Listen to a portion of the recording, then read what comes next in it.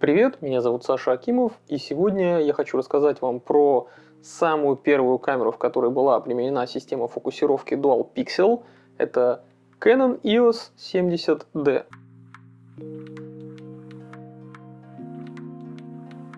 Я уже рассказывал на этом канале в прошлом году о том, как я довольно продолжительно в течение где-то 1,5 лет использовал как раз-таки последнюю серьезную такую камеру из двухцифровой серии Canon зеркальных. Это EOS 90D. Камера эта была не где-то там на время одолжена или там чисто для обзора у кого-то взята. Нет, эта камера была куплена за свои бабки, вполне себе осознанно. И, в общем, это был довольно приятный опыт использования. Мне камера, в принципе, понравилась. Обладала достаточно неплохой матрицей, хоть и кропнутой. Да, Canon, в общем, не славится, конечно, там великим динамическим диапазоном, но тем не менее, мне вполне себе хватало тех показателей, которые у нее были и по шумам, и по ДД. При этом там 32 мегапикселя, при этом замечательный, сразу же из камеры прекрасный цвет, в особенности скинтон просто замечательный. Ну и естественно, как раз таки уже достаточно прокачанная система фокусировки Dual Pixel, просто охуенно следящая за глазами моделей, когда ты их снимаешь, не тупящая, не там елозящая, очень плавно фокусирующаяся и в видео, и в фото замечательно себя показывающая. Ну, правда, потом случились кое-какие события, и в связи с некоторыми жизненными трудностями и финансовыми, в общем, затруднениями, нужно было мне все-таки ту камеру продать, и, в общем, я сделал, совсем-то без камеры я же не могу оказаться, мне же надо что-то, как минимум, хотя бы говорящую голову, да, писать, и там фоткать симпатичных женщин. Поэтому произошел у меня даунгрейд, поэтому я перешел на беззеркальную маленькую камеру Canon EOS M6, который, в общем, по характеристикам примерно соответствовал, наверное, EOS 80D зеркальному, то есть там 24 мегапикселя матрица, такая, в общем-то, нормальная, конечно, не фонтан. Там динамический диапазон хуже, чем у микро 4/3, что как бы довольно показательно, но, опять же, там все равно хороший достаточно цвет. И, в общем, камера тоже не печальная уж совсем, то есть у нее там есть нюансы, например, очень мыльная Full HD, которая, такое никуда не годится, но в целом камера меня тоже не то чтобы прям сильно разочаровала. За те бабки, которые я за нее тогда заплатил, в общем, она не такой уж плохой вариант, тем более, что, байонет может быть и ныне покойный, но на него была приличная оптика, да и даже сторонняя, там от Viltrox и от Sigma успели выйти фиксы замечательные. И, опять же, через переходник любые стекла от EF там, и EFS на него тоже вполне себе приятно ставились. Да, сейчас, конечно, байонет EOS M беззеркальный мертв абсолютно. Сам Canon точно ничего туда уже выпускать не будет, да никто и другой не будет выпускать, потому что камеры все эти discontinued, так как теперь появился новый байонет, новые кропнутые камеры на RF. А потом мне, конечно, стало все-таки любопытно посмотреть на то, как снимала камера, предшествующая вот этим моделям, которые я использовал. Собственно, первая, у которой был применен Dual Pixel, как раз наш сегодняшний герой, это EOS 70D. И обычно, да, бывает такое, что у многих, кто является какими-то первопроходцами, кто что-то такое новое впервые делает, как вот, например, Sony, они, например, сделали, допустим, сейчас Sony A9 Mark III, у которой настоящий глобальный затвор в такой вот обычной камере, не супер там какой-то специализированный. И вроде бы это революция, но с другой стороны там серьезный, опять же, даунгрейд по показателям таким как ISO и динамический диапазон, то есть шума больше за счет этого глобального затвора стало, но все же, да, то есть есть какие-то нюансы, или бывают какие-то другие еще оговорки, и чаще всего первый блин бывает у всех комом. И как у меня на канале заведено, я сразу же побежал, у меня была финансовая возможность в этот момент, побежал на Авито искать предложения какие-то, EOS 70D. И как вы видите, в последнее время вообще-то перекупы довольно сильно охуели, цены какие-то сумасшедшие, взвинченные на вообще любые камеры, на любую технику, которая не может таких денег по здравому какому-то рассуждению, по разумению человеческому столько стоить. Но так как предложений как бы других нет, все перекупами заполнено, выбор невелик, приходится платить какие-то безумные бабки. Ну и помимо вот этого фактора невменяемых ценников, все-таки было тяжеловато еще и найти и не ушатанный экземпляр, потому что ну, камера все-таки с пластиковым корпусом, люди часто очень неаккуратно их используют, кто-то вообще там чуть ли не бомбил на эти камеры, ну там по 100 свадеб в минуту снимал. И в общем они очень многие сильно уставшие, сложно найти какую-то такую, кто в любительских целях использовал или как минимум хотя бы бережно с ней обращался. Я все-таки нашел неплохой вариант, который у меня в итоге и будет в обзоре, который я прекрасно поснимал, все с ним было в порядке. При этом там был пробег 650 тысяч, что вообще довольно-таки дохуя для любой камеры. Вот на одном затворе 650 тысяч, это прям, конечно, фантастика. У меня тогда вообще валялся в доме также еще 24 миллиметра блинчик в 2.8 прекрасный, на который, кстати, на канале есть обзор. Ну и я докупил еще интересующий меня, ну мне прям реально было любопытно посмотреть на универсальный зум 18-135 миллиметров, который и со стабом, и с STM двигателем, а не с Nano USM. Это вот третья версия, самая последняя, но она очень дорогая, и разницы оптически от второй там нет, так что если я буду в скором времени на канале рассказывать про вторую версию этого объектива, в принципе, практически все, что я про нее буду говорить, можно смело относить и к третьей версии, с разницей в том, что та будет, ну, может быть, чуть шустрее фокусироваться, наверное, я не знаю, я не сравнивал их там лоб в лоб, сомневаюсь, что там прям какая-то сильная разница, кроме внешнего дизайна. Ну, раз уж мы все время сейчас тут говорим про то, что я как и где покупал, напоминаю в очередной раз, что вообще на канале вся техника, которая обозревается, покупается мной за свои бабки, собственно, и просто из любопытства для того, чтобы вам про это рассказать, или же берется у моих добрых, замечательных и любимых подписчиков, которые мне предоставляют какую-то технику. Это все делается с очень простой целью, чтобы я был независим ни от кого, и чтобы я мог высказывать свое частное и честное мнение. Да, это мое личное, абсолютно субъективное, абсолютно предвзятое мнение про какие-либо камеры или объективы, или еще про какую-то фототехнику. Но в этом, наверное, и прикол, что я говорю буквально то, что я думаю, а не пытаюсь сориентироваться на кого-то, кому мне нужно было бы угодить. В общем, если есть желание поддержать канал, ну и мою независимость, как бы вот это вот также немножко подогреть, то ссылочка в описании есть на мой Бусти, можно туда подписаться на ежемесячный донатик, или можно поучаствовать в сборе баблишка на Donation Alerts. Сейчас я собираю там на full frame, к примеру, себе, ну и вам, потому что вообще-то это все будет использоваться, любая техника, на которую сборы происходят, используется только для обзоров и там для того, чтобы улучшить продакшн, собственно. Ну, вернемся к нашему 70D, немножко я отвлекся, уж извиняюсь. Он оказался очень неплох, я взял хоть и тушку с огромным пробегом, но там все было окей, все кнопочки на месте, все крутилочки как надо крутятся, затвор никаких признаков того, что сейчас вот-вот умрет, не выказывает.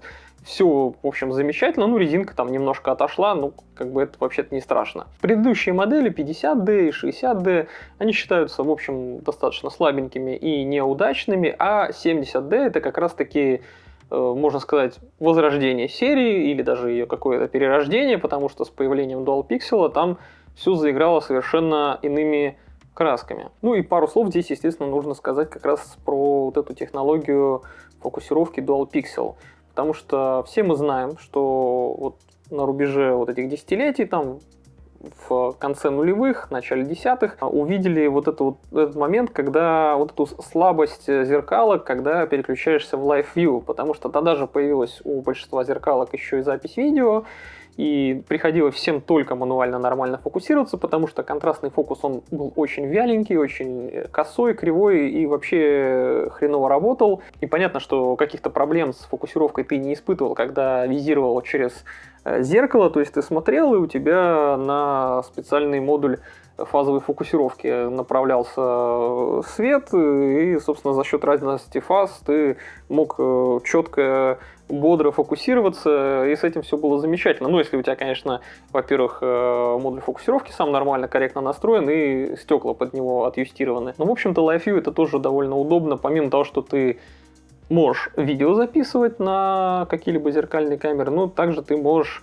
и как на какой-нибудь беззеркалке увидеть результат, потому что Live View показывает тебе то, как у тебя матрица видит сейчас картинку, ты видишь уже готовый, по сути, результат со всеми там поправками, какие только можно. И поначалу вообще многие, кто производил зеркалки, изгалялись по-разному, ставили совершенно разные какие-то костыли, чтобы как-то это все работало худо-бедно. Разные были ухищрения, так, к примеру, Olympus E330 модель 2006 года, на которой тоже, кстати, есть обзор на канале. В ней было несколько вариантов Live View. Можно было через саму матрицу, да, смотреть, но там нужно было, чтобы сфокусироваться, закрывать, открывать зеркало, что не очень удобно. И также там была еще одна дополнительная CCD-матрица, которая позволяла визировать и иметь какое-то, ну, около реалистичное представление о том, что ты сейчас снимешь, при этом зеркало у тебя осталось закрытым, и была доступна нормальная фазовая фокусировка, что довольно интересно, конечно, для 2006 года. Сложно сочиненно звучит, но вообще такая вещь вполне себе рабочая. Sony использовала такую же примерно схему в своих зеркалках на A-байонете минолтовском еще, который они приобрели. Насколько я помню, для Live View через экранчик там дополнительная матрица стояла в моделях там A330, к примеру. Но потом Sony придумала совершенно другой костыль. Они, чтобы была фазовая фокусировка и при этом одновременно Live View, создали камеры с полупрозрачным зеркалом SLT. Ну, про эту технологию я рассказывал достаточно подробно в недавнем обзоре на Sony A65. Можно также его на канале посмотреть. Ну и примерно в это же время, когда появлялись первые SLT-камеры, многие производители, наверное, почти все, кто делал беззеркальные камеры, ну, наверное, за исключением Panasonic, разве что остальные все догадались, что вообще-то можно размещать фазовые датчики прямо непосредственно на матрице и фокусироваться с помощью разности фаз. Таким образом, да, но единственное, что эти датчики приходится, конечно, там маскировать, потому что вместо пикселя они какого-нибудь нормального там находятся. Ну и большинство стали, в общем, делать гибридную систему фокусировки, и одновременно контрастный метод использовался, и фазовые друг друга дополняя, что действительно очень хорошо ускоряло процесс. Но первые поначалу, конечно, камеры, у которых применялась такая гибридная система фокусировки, работали не то чтобы хорошо, не то чтобы безупречно. Той же, допустим, Nex 6 у Sony так себе работал, да и первая полнокадровая беззеркалка Sony Альфа 7 тоже очень довольно-таки вяленько фокусировалась. Fujifilm, у которых появилась также гибридная система фокусировки. Шатка, Валка как-то там что-то делали, да, тоже фокусировались, но не то чтобы очень уж прям шустро. Наверное, году в 2013, вот про который мы сегодня, да, по сути говорим, потому что Canon EOS 70D вышел в 2013 году.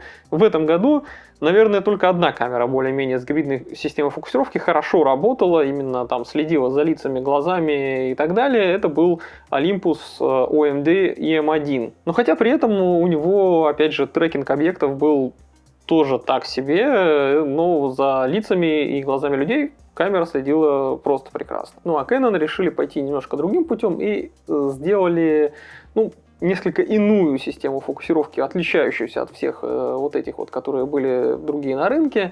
Они не стали городить гибридную систему фокусировки, они просто сделали каждый вот этот вот фотодиод двойным. И по сути получается, что каждый пиксель у тебя на матрице является фазовым датчиком, который понимает разницу фаз. Это, конечно же, звучит круто, ну, как минимум на бумаге это прям выглядит великолепно, то есть у тебя прям сразу тысячи фазовых датчиков одновременно работают, это просто прекрасно. Ну, конечно же, все это реализовывается не настолько круто, как описывается, но, тем не менее, это очень рабочая вещь, ну и одна из лучших ныне существующих систем фокусировки, которая активно развивается, там уже не знаю, какая там версия. Но опять же, надо понимать, что без каких-то достойных алгоритмов взаимодействия вот со всем, что у тебя в кадре происходит, никакая система фокусировки, ни гибридная контрастно-фазовая, ни вот этот Dual Pixel нормально работать не будут.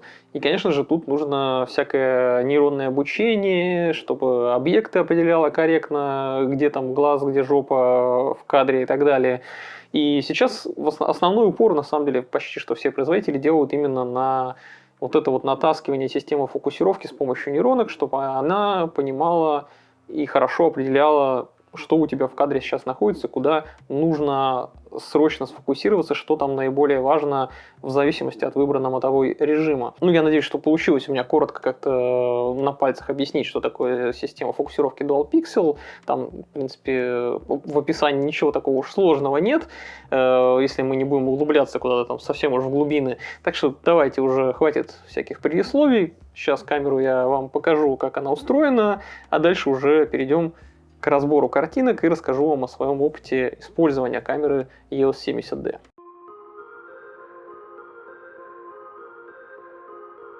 Корпус у камеры пластиковый, но пластик такой более-менее окей. То есть я бы не сказал, что он как-то ужасен, да, со временем, конечно, камере уже все-таки 10 лет, он такой из матового стал немножко глянцевым, да, потерся где-то местами, тут снизу где-то есть небольшие такие потертости, но они, я бы не сказал, что прям сильно значительные. Ну, то есть пластик действительно довольно качественный. Ну, и ясно, что это камера такого среднего уровня, то есть это прям довольно все-таки серьезная вещица была для своих лет, и внутри у нее нормальный металлический каркас, то есть она, ну, внутри все-таки крепкая, это просто внешняя оболочка такая, сделана из пластика. Ну и хват, как видите, ручка здесь достаточно крупная, вполне себе уверенный, в руке лежит прекрасно. Спереди здесь только вот кнопка блокировки байонета и репетир диафрагмы вот здесь вот снизу. Сверху слева находится колесо выбора режимов.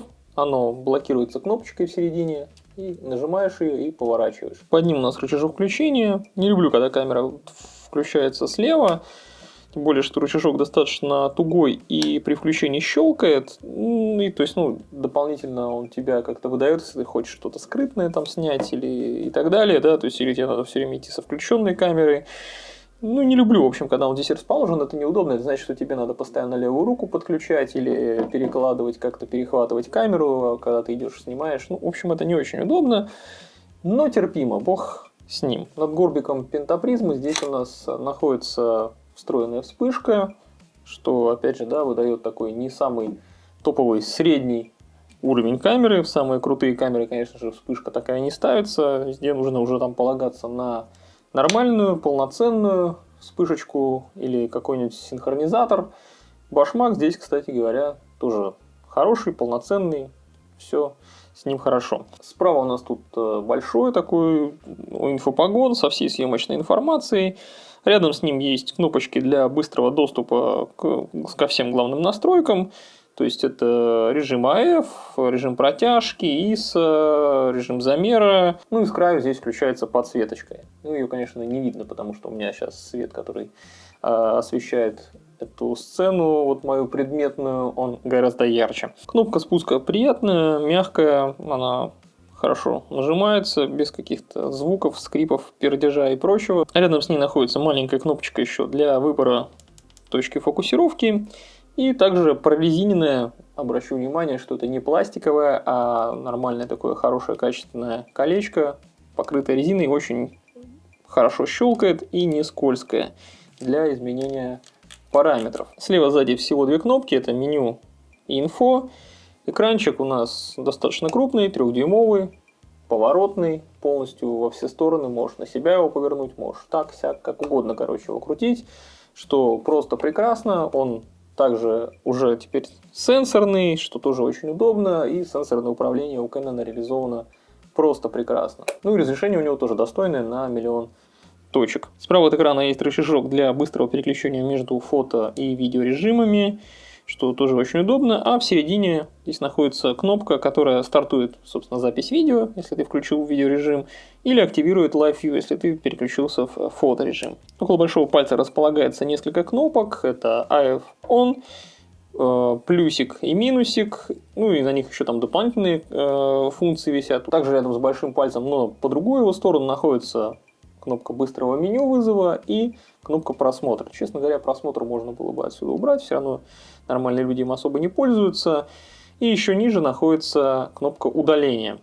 В самом низу находится такой рычажок для блокировки параметров. Ну и вполне себе стандартная крестовина, многопозиционная, причем можно и по диагонали гонять, в том числе точку фокусировки, ну и, собственно, серфить по меню. По сути, она исполняет роль джойстика здесь. В середине ее находится кнопка Set, которая, в общем, означает и ОК, выбор там, да, и так далее. И вокруг находится приятно щелкающее, опять же, крупное колечко для изменения параметров. Справа отсек для карты памяти типа SD. Всего один слот. Здесь одна SD-шечка вставляется. И он, в общем-то, довольно-таки неплохо тоже защищен от влаги. И слева, думаю, видите, кнопка здесь для вызова вспышки. И две резинки. Довольно приличные, кстати, надо сказать. Они довольно плотные, очень такая приятная резина. За 10 лет она никак не деградировала, не рассохлась, ничего с ней, в общем-то, не случилось.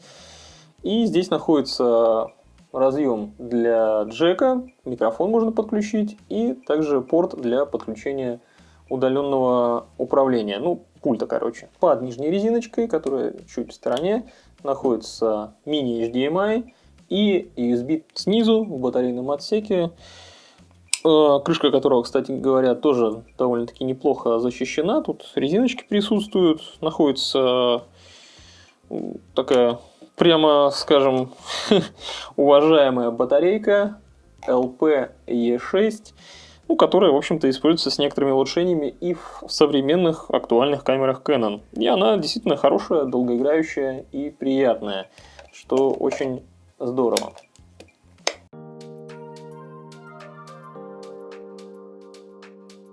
В 70D используется матрица с кроп-фактором 1.6, такой же абсолютно сенсор на 20 мегапикселов, как используется и в топовой для тех лет 7D Mark II. Ну и 20 мегапикселов я до сих пор считаю, что этого более чем достаточно. Это прекрасное разрешение даже сегодня.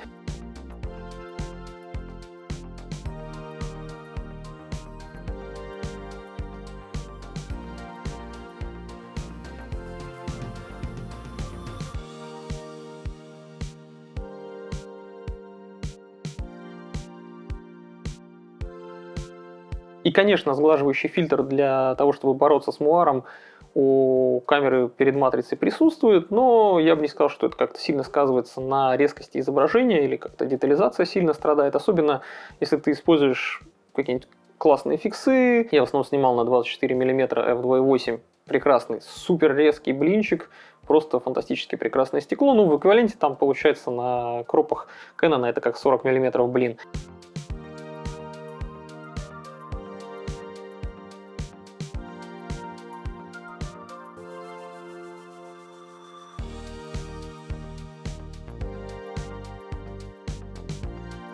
Также на зумы какие-нибудь очень качественные, допустим, на Sigma Art 1835 f1.8, на который, кстати говоря, тоже на канале есть обзор. Ну и вполне естественно, когда я снимал на объектив 18-135 мм, темненький, хоть и со стабилизатором, но там все равно была не идеальная далеко картинка, углы там где-то были, может быть, послабее, или какие-нибудь хроматические операции где-то там могли вылезти, но тут вопрос совершенно не к камере, не к ее матрице, а к неким компромиссам в оптике, потому что все-таки сделать такой универсальный зум с большим разлетом фокусных довольно тяжеловато.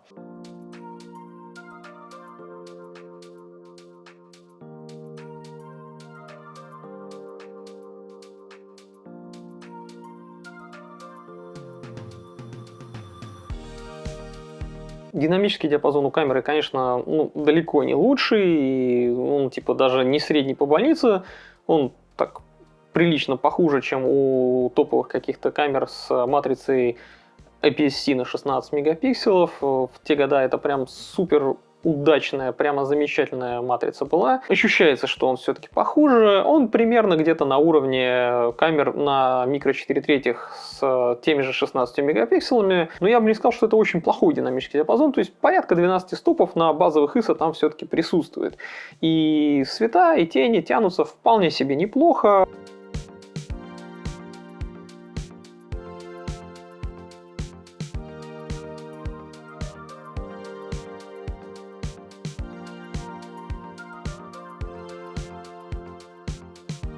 Ну, конечно, здесь важно также, чтобы камера нормально, корректно как-то замеряла.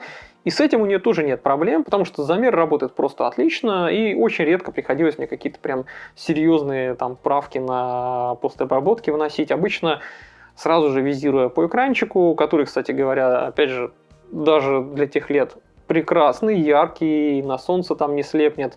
Им просто удобно пользоваться, короче говоря. Ты сразу видишь, что у тебя там за результат получится, особо нигде не косячишь, и все нормально. Но так как тени все-таки тянутся там получше, а света так себе, чаще всего все-таки я в картинке, когда я что-то там пытался сделать, отдавал предпочтение теням и пренебрегал немножко светами. Ну, один хрен ты их там особо не вытянешь, так что да и бог с ними, пускай там где-то что-то какие-то мелкие, не особо значительные детали будут выбиты.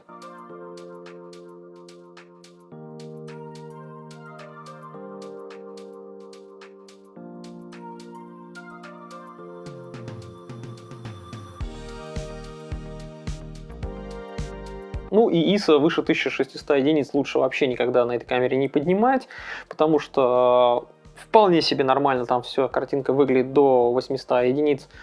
ISO 1600 иногда нормально, если более-менее хорошо все освещено. Если плохое освещение и ты снял на 1600, то это, конечно, будет довольно печальный результат. Все, что выше, это абсолютно мусорная картинка, просто полное говнище. Но, опять же, мы все прекрасно знаем, что, ну, это нас, я думаю, людей, кто Кэнонами какими-то там кропнутыми пользовался, не должно удивлять.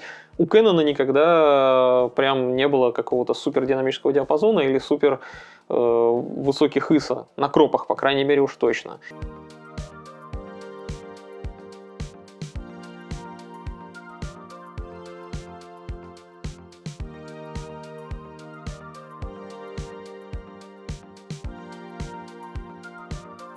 У камеры очень приятный цвет, прям сразу из камеры. Ну, на мой вкус он довольно приятный. Конечно, если мы будем сравнивать, а я, конечно же, сравнивал с камерами более крутыми, какими-то выходившими примерно в то же время у самого Canon, или с полнокадровыми камерами, которые выходили у того же сапога, вот мы прям возьмем их лоб в лоб, начнем сравнивать, цвет кажется все-таки у 70D чуть, не то что чуть, он прям так сильно более накрученный. И как я увидел именно вот в сравнении, а не просто так, да, там от балды, там слишком усилены теплые какие-то оттенки, такие как желтый, оранжевый, красный немножко, наоборот, прибран. При этом зеленый выглядит очень аккуратно, синий тоже не укислоченный какой-то. То есть получается, как будто там желтый и оранжевый доминируют. Это не значит, что картинка становится сама по себе именно теплой, да, там усиленно как-то баланс белого смещает все в тепло. Нет, там баланс белого как раз-таки нормальный, просто остальные цвета как бы чуть-чуть приглушены, а вот какой-то рыжий, желтый, вот такие вот цвета, они наоборот как будто бы усилены. Вот такое у меня впечатление от Color Science у этой камеры.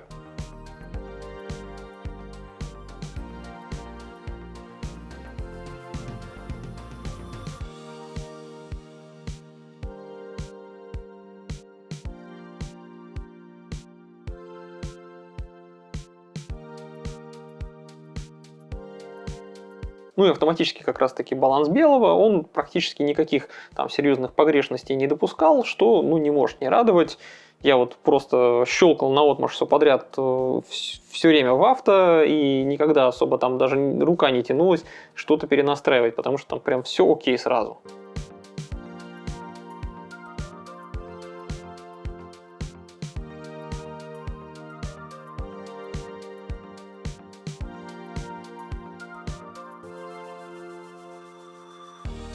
Ну и скинтон получается хороший, то есть камера не корежит именно цвет кожи, у людей вполне себе нормальный здоровый румянец, он не делает красных каких-то рож, не делает также их какими-то слишком бледными, там, не знаю, зеленоватыми, некоторые наоборот пытаются, да, там, мадженту в коже подавить и там, наоборот, с перебором какой-нибудь зелень могут увести, это выглядит как будто человек там, не знаю, там заболел чем-то или сейчас заблевнет.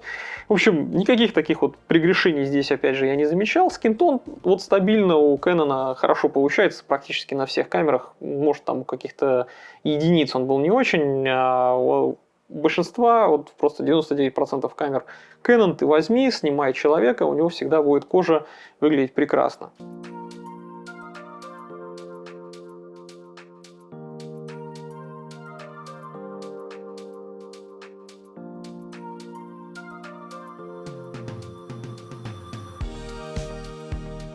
Ну и так как в основном меня интересовало, как работает здесь Dual Pixel, я вообще не снимал, визируя через зеркало. Мне это было совершенно ни к чему, да и вообще зачем, если там есть прекрасная система фокусировки, которая через Live View тебе позволяет нормально сфокусироваться. Мне очень понравилось, как у этой камеры Dual Pixel работает. Конечно, он там самый ранний, самого первого поколения, это вообще первая камера, в которой он применяется. Ну, все нормально сразу работает, то есть тут вообще ноль вопросов. Во время каких-то съемок видео, например, если ты там следишь за каким-то объектом, ты ткнул в него просто пальцем в сенсорный экран, он его отслеживает, захотел перефокусироваться, нажал на другой какой-нибудь объект, он медленно, плавно перефокусируется, без каких-то дерганий, без рывков, а просто перенаведется. Также, опять же, когда я какие-то пейзажи снимал или какие-то там городские зарисовки, я чаще всего, когда мне куда-то надо было точно там сфокусироваться, просто тыкал пальцем в сенсорный экран, сенсорное управление там прекрасно у Canon реализовано. То есть супер удобно, супер быстро, супер точно, вообще прекрасно работает.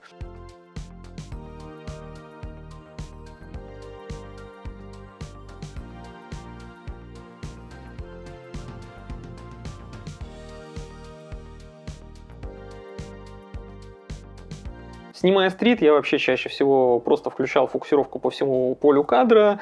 И опять же, снимая от бедра, я практически всегда был уверен, что фокусировка отработает замечательно. Лица в кадре она определяет просто прекрасно. Практически мгновенно схватывает их. Хотя у меня там и будет приличное количество кадров, у которых есть смаз, но здесь смаз это чисто из-за выдержки, из-за того, что и я снимаю на ходу, или сам объект съемки как-то двигается, я там, ну я же не гляжу, что сейчас у меня там по настройкам в этот момент. Немножечко, да, там есть смазы, но они чисто за счет удлиненной выдержки, а не из-за того, что где-то фокусировка промахнулась. Фокус-то как раз-таки всегда на месте.